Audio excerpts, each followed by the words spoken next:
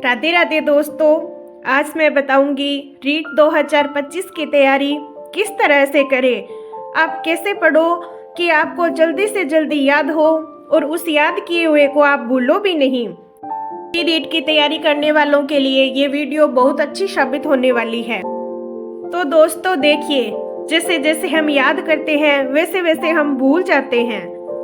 1 दिन के बाद, 2 दिन के बाद, 4 दिन के बाद भूल जाते हैं। अब उसको कैसे पढ़ें कि उसको भूले नहीं, वो आज मैं आपको बताऊंगी। सबसे पहले जैसे हमने आज टॉपिक पढ़ लिया, उसमें समझो जैसे हिंदी में संज्ञा पढ़ ली, जैसे 18 दिसंबर को संज्ञा पढ़ ली। अब तो ये याद हो गया। अब जैसे हम सुबह याद करते हैं तो शाम को हमें फिर से पढ़ना चाहिए। फिर हमें पढ़ना है 2 दिन बाद, 2 दिन के बाद फिर से 5 दिन बाद उस टॉपिक को पढ़ना है।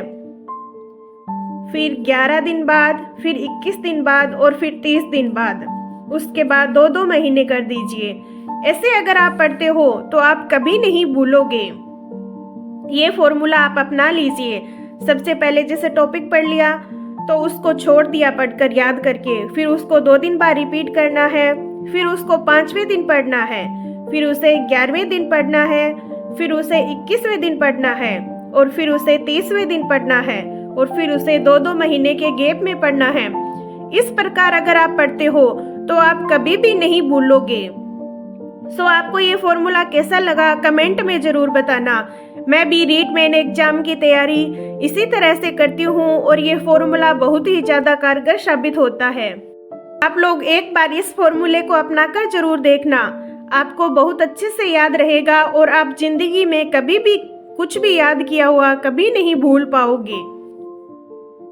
एक बात हमेशा याद करना, याद करते समय हमेशा लिख कर याद करना। बार बार लिख कर याद करोगे तो आप लाइफ में कभी नहीं भूलोगे।